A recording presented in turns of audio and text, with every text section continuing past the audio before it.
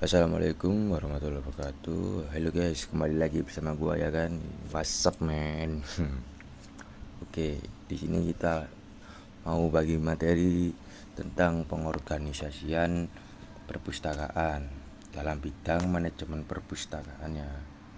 Oke, lanjut. Yang pertama, konsep pengorganisasian. Apa itu konsep pengorganisasian?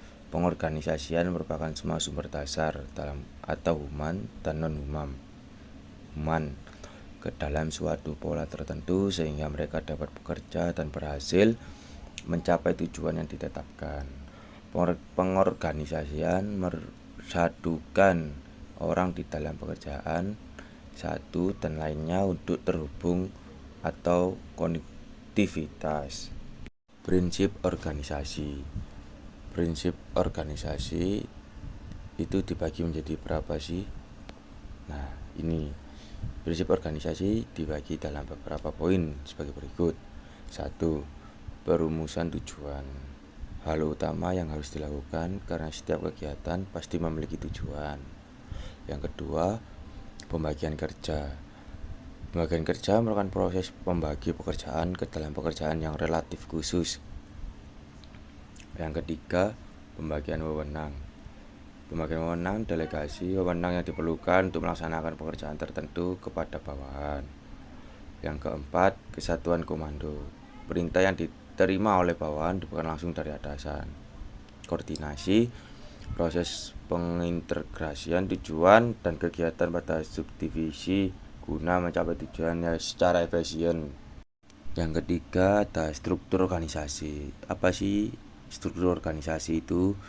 Struktur organisasi disebut sebagai susunan unit-unit kerja dalam suatu organisasi. Struktur organisasi ini menunjukkan adanya pembagian pekerjaan dan menunjukkan bagaimana fungsi atau kegiatan yang dilakukan secara berbeda.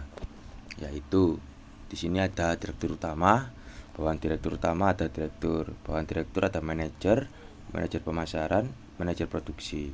Di bawah manajer pemasaran dan manajer produksi ada divisi pemasaran, divisi produksi.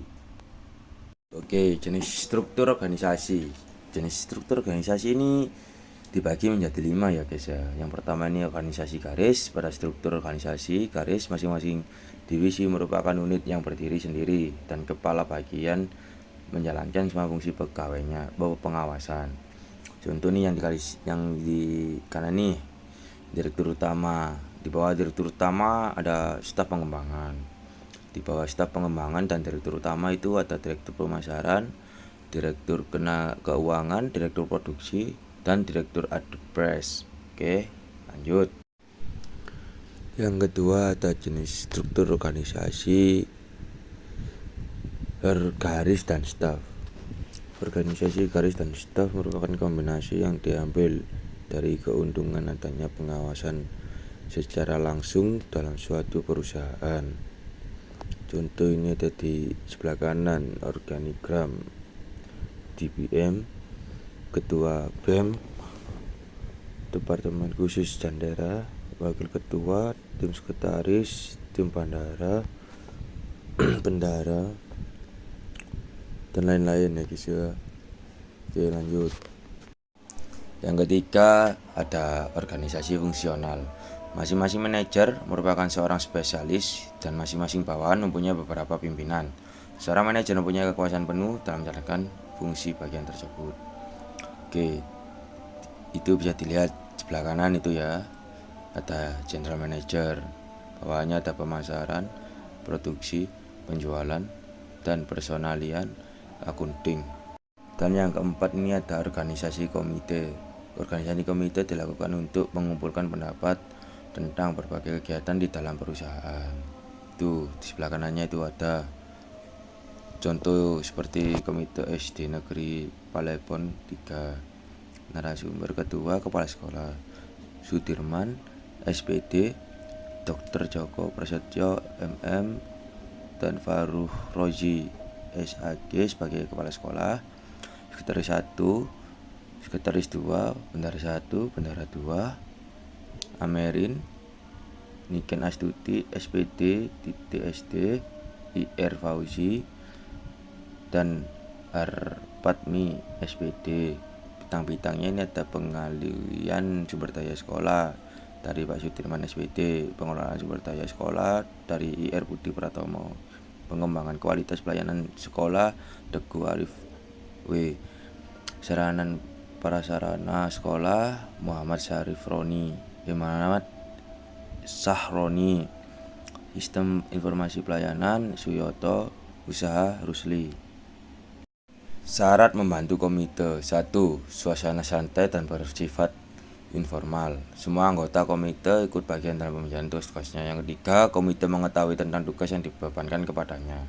Yang keempat, keputusan diambil secara konsensus atau bersama. Yang kelima, masing-masing anggota bebas berpendapat. Yang keenam, ketua komite tidak mempunyai kekuasaan atas yang lainnya.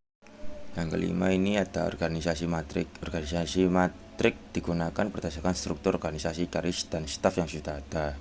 Organisasi matriks disebut juga sebagai organisasi manajemen proyek yang bertujuan untuk mengerjakan suatu proyek tertentu. Contohnya ada sebelah kanan ini, struktur organisasi matriks, yaitu CEO, Vice President Engineering, Vice President Production, Vice President Purchasing, Vice President Administrasi. Yang di bawahnya ada Project Manager A, Engineering Staff, Production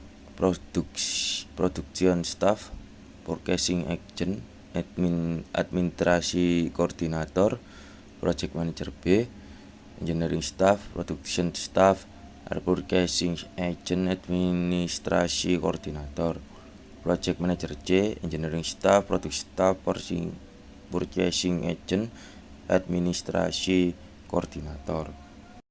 Dan ini ada tabel dari struktur organisasi perpustakaan. Ini dari SMK 3 Balenda. Yang ada di tabel ini guys, kalian lihat. Itu semua ada, apapun itu semua ada.